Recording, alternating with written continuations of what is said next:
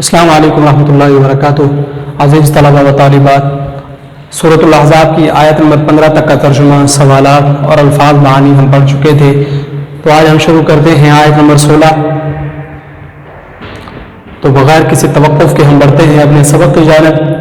اعوذ باللہ من الشیطان الرجیم، بسم اللہ الرحمن الرحیم۔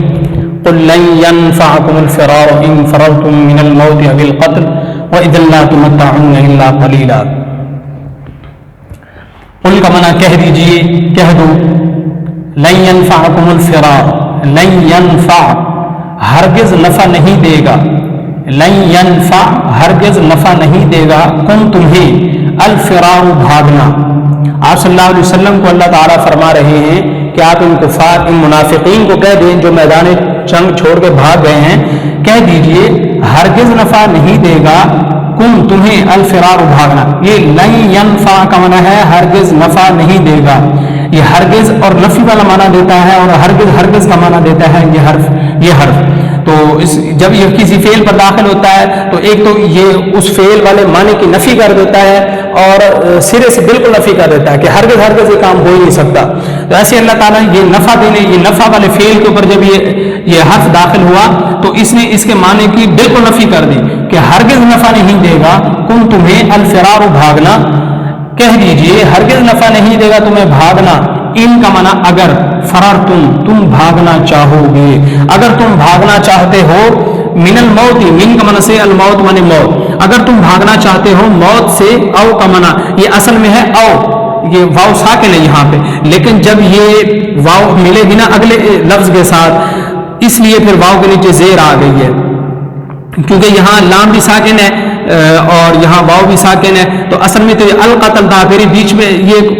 الگ سے عربی کا اصول اور ضابطہ ہے، اس میں تفصیل میں ہم نہیں جاتے۔ بہرحال یہ اصل میں او ہے، حمزہ واو زبر او، اس کا معنی یا ہوتا ہے عربی کے اندر، تو پھر یہ جب اگلے لفظ کے ساتھ ملایا کہ واو کے نیچے زیر آ گئی تو یہ اویل قتل ہو گیا۔ کہہ دیجئے ہرگز نفع نہیں دے گا تمہیں بھاگنا، اگر تم بھاگو گے موت سے، اویل قتل یا قتل سے، وَإِذًا لَّا تُمَتَّعُونَ إِلَّا قَلِيلًا۔ یہ آیت، اس کا مفہوم یہ ہے کہ اللہ تعالیٰ فرما رہے ہیں کہ اگر تم موت سے ڈر کر بھاگنا چاہتے ہو تو یاد رکھو موت کو جو وقت مقرر ہے اس پر تو موت آ کر رہے گی۔ چنانچہ قرآن مجید کے دوسرے مقام پر آیت موجود ہے جس کا مفہوم ہے کہ جب موت کا وقت آ جائے گا تو پھر کوئی بھی شخص، کوئی بھی نفس نہ ایک قدم آگے ہو سکتا ہے نہ ایک قدم پیچھے، ایک قدم کے برابر بھی کسی کو مہلت نہیں مل سکتی، ایک گھڑی آگے پیچھے نہیں ہو سکتی جو ہے، چنانچہ موت آ کر کے رہے گی۔ تو لہذا اللہ تعالیٰ یہ فرما رہے ہیں کہ اگر تم اس لیے میدان جنگ چھوڑ کر بھاگ رہے ہو کہ کہیں تم کو موت نہ آ جائے، تو اللہ تعالیٰ فرماتے ہیں اگر موت تمہاری یہاں پر لکھی ہے تو یہیں پر آ کے رہے گی، اور اگر تمہیں موت نہیں لکھی، موت تمہیں یہاں پر میدان جنگ میں آنا تمہارے مقدر میں نہیں ہے، تو پھر میدان جنگ سے بھاگنا بے سود ہے، پھر میدان جنگ سے بھاگنے کا فائدہ ہی کوئی نہیں ہے، کیونکہ میدان جنگ کے اندر سبھی لوگ تو نہیں مر جاتے، مسلمان سبھی شہید نہیں ہو جاتے، کفار سارے کے سارے نہیں مارے جاتے، تو میدان جنگ میں ہر ایک کو تو موت نہیں آتی۔ تو اگر تمہاری موت سے بھاگنے کا کوئی فائدہ نہیں ہے، موت کا جو وقت مقرر ہے وہ اس پر تمہیں موت آ کر کے رہے گی، اور اگر میدان جنگ میں تمہارے لیے موت تمہارے نصیب میں نہیں لکھی تو پھر میدان جنگ کو چھوڑ کے بھاگنے کا کوئی فائدہ نہیں ہے۔ اور اگر تم یہاں سے بھاگ جاؤ، اللہ تعالیٰ فرماتے ہیں بالفرض تم یہاں سے بھاگ جاؤ موت کے خوف سے اور میدان جنگ میں تمہارے لیے موت نہ لکھی گئی ہو، تو پھر وَإِذًا، اور اس وقت، یعنی کہ اگر تمہارے نصیب میں میدان جنگ میں موت نہیں لکھی گئی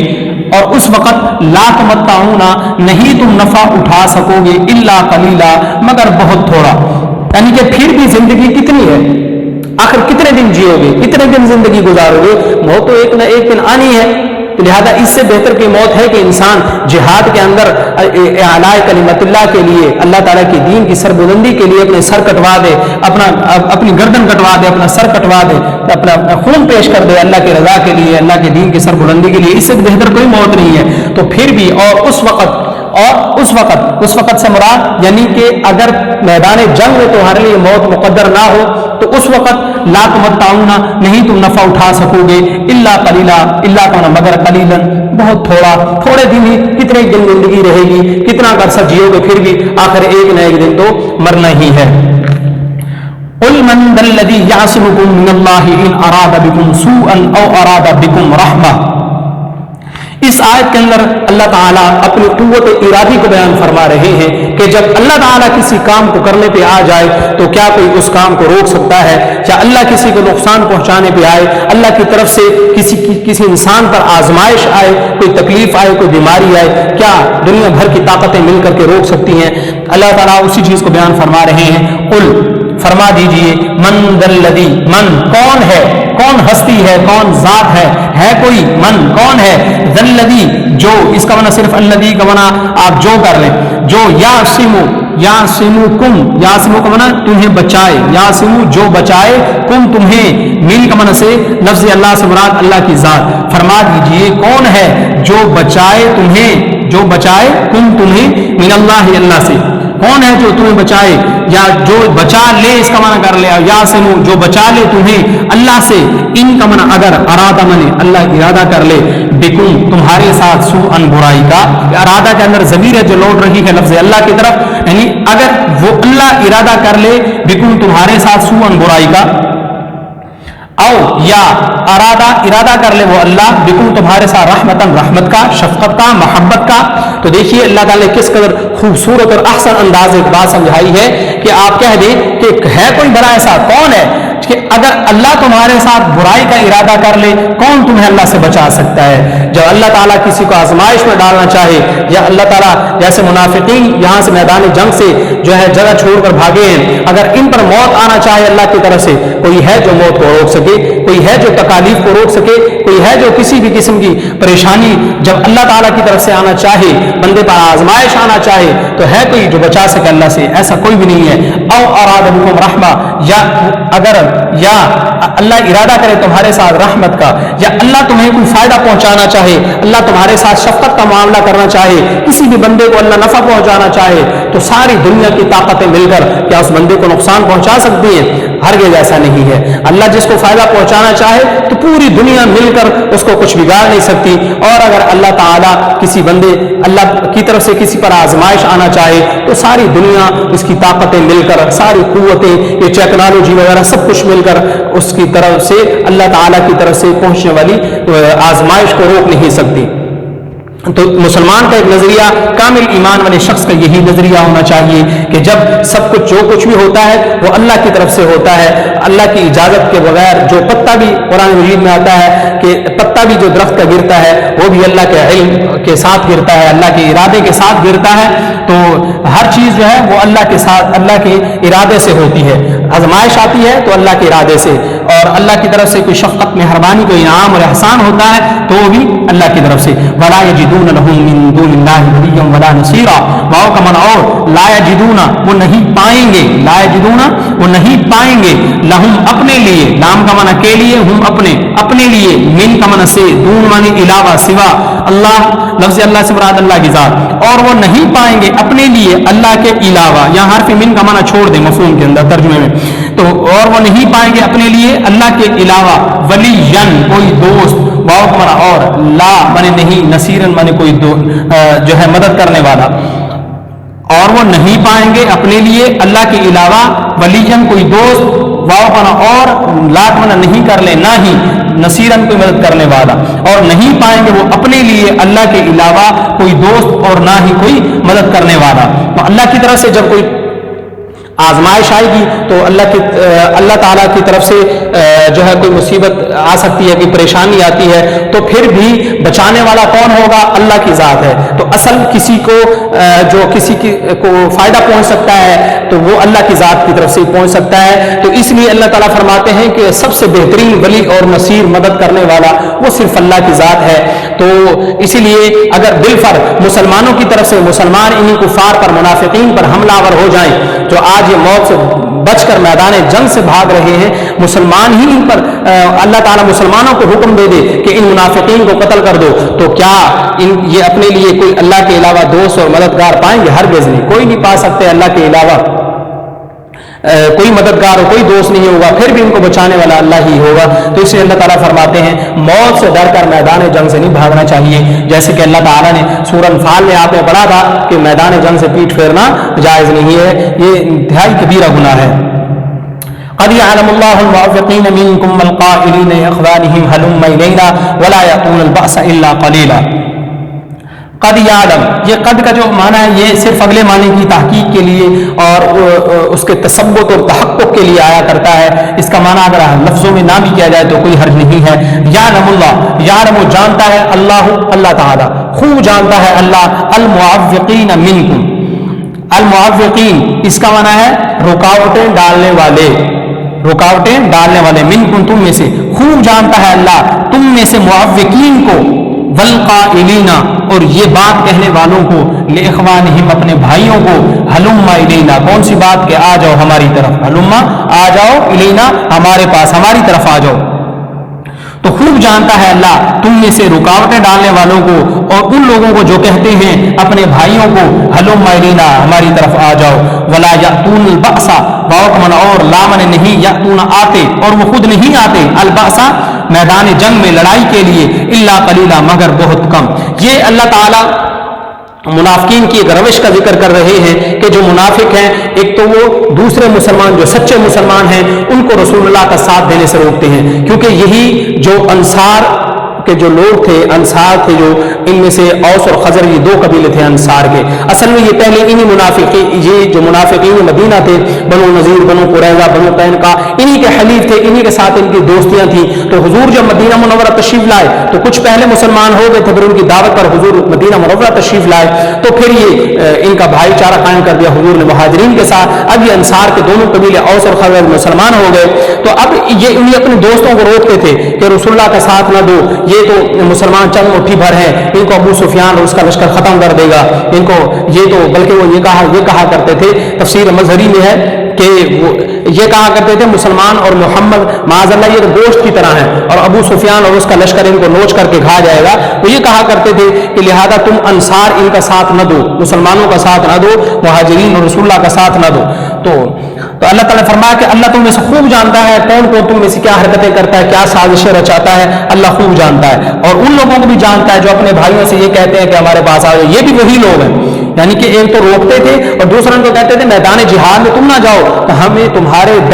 مرنے جانے کا خوف ہے، تم کہیں قتل نہ ہو جاؤ، ہمیں یہ خوف لگا ہوا ہے. تو اس لیے وہ مسلمان جو سچے مسلمان تم کو یہ کہتے تھے میدان جہاد میں جانے کی کوئی ضرورت نہیں ہے، وہاں جاؤ گے تو مر جاؤ گے. اور میدان جہاد میں موت کے متعلق اللہ نے یہاں پر بات بتا دی ہے کہ موت اگر میدان جہاد میں لکھی ہے تو دنیا کی کوئی طاقت روک نہیں سکتی، اور اگر میدان جہاد میں موت نہیں آنی تو پھر چاہے 1000 انسان غزوات لڑ لے، 1000 جنگیں لڑ لے، پھر اس کو موت نہیں آتی. چنانچہ حضرت خالد بن ولید رضی اللہ تعالیٰ عنہ کے بارے میں جیسے روایت میں آتا ہے کہ ساری زندگی انہوں نے جہاد کیا لیکن ان کو موت طبعی آئی ہے، میدان جہاد میں نہیں آئی. اور انہوں نے پھر پیغام بھی دیا تھا کہ دنیا کے بزدلوں کو بتا دو کہ جو میدان جنگ میں شہید ہونے سے ڈرتے ہیں یا میدان جنگ میں لڑنے سے ڈرتے ہیں ان کو یہ بتا دو اگر میدان جنگ میں موت لکھی ہوتی تو آج خالد بن ولید جو ہے وہ بستر کے اوپر نہ مر رہا ہوتا. تو یہ انہوں نے پیغام دیا تھا. اور اصل میں یہ اسی نظریے کی وضاحت تھی حضرت خالد بن ولید کی کہ موت کا جو وقت جہاں مقرر وہیں آئے گا، وہ بستر پر بھی آ سکتی ہے، وہ میدان جنگ میں بھی آ سکتی ہے، کہیں پر بھی آ سکتی ہے. ولا یأتون البأس الا قلیلا، منافقین کی مسلمانوں کے ساتھ تو یہ روش ہے کہ ان کو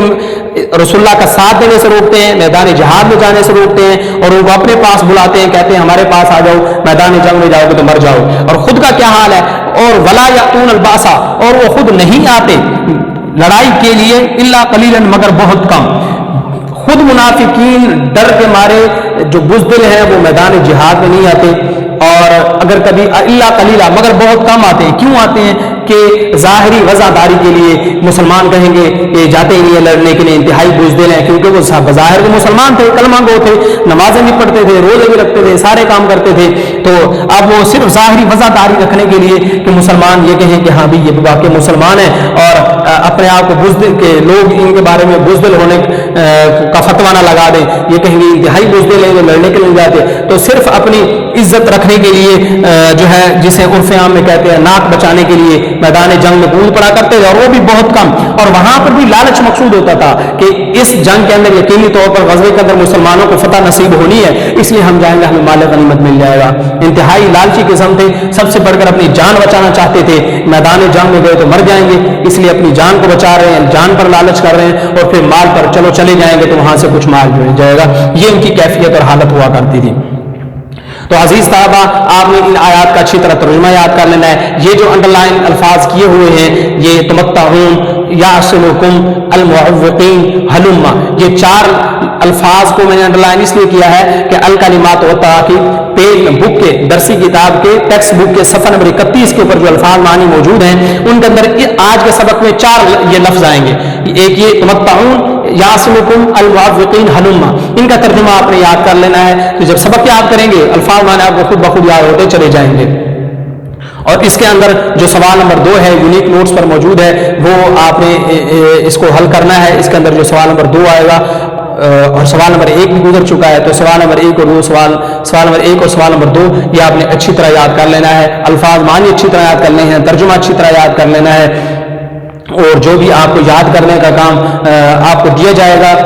وہ آپ نے اچھی طرح یاد کر لینا ہے. اور لکھنے کا کام بھی آپ نے جو ہے خوبصورت کر کے لکھنا ہے. دیکھیں آپ لکھائی کا مقصد صرف یہ نہیں ہے کہ آپ نے ہمیں کام دکھانا ہے اور اپنے سر سے بوجھ اتارنا ہے، بلکہ لکھائی کا مقصد یہ کہ آپ کو لکھنا آ جائے. اور یہاں پر بھی دیکھیں یہ ساری چیزیں کتاب کے اوپر لکھی موجود ہیں آیتیں، اگر چاہے تو آپ کو خود کتاب سامنے رکھ کر کے پڑھایا جا سکتا تھا، لیکن یہاں لکھنے کا مقصد یہ ہے تاکہ آپ خود لکھائی کو دیکھیں اور آپ کے اندر لکھنے کا داعیہ پیدا ہو، شوق اور جذبہ پیدا ہو. لیکن ہم نے بھی یہ لکھ کے آپ کے سامنے یہ لکھائی آپ کے سامنے ہے. جتنا آپ لکھیں گے اتنا ہی آپ کو بہترین لکھنا آئے گا. تو یہ تو عربی رسم الخط کے اندر لکھا ہوا ہے، جتنا آپ کوشش کریں گے عربی ہو اردو ہو آپ آسان انداز سے بہتر انداز سے لکھ سکتے ہیں. تو آپ نے سبق اچھی طرح ترجمہ یاد کرنا ہے اور الفاظ معنی سارا کام جو آپ کو ذمہ لگایا گیا وہ آپ نے اچھی طرح یاد کر لینا ہے. اللہ سے دعا ہے اللہ تعالی ہمیں اپنا کام اپنی ذمہ داری صحیح طرح نبھانے کی توفیق نصیب فرمائے، اور قرآن مجید کے جو احکامات ہیں، جو اس کا ترجمہ ہے، جو مفہوم ہے، اللہ تعالیٰ جو ہم سے کہنا چاہتے ہیں ہم اسے صحیح انداز میں صحیح انداز سے صحیح طرح سمجھنے کی اور اس پر عمل کرنے کی توفیق نصیب فرمائے. جزاکم اللہ. السلام علیکم ورحمۃ اللہ وبرکاتہ.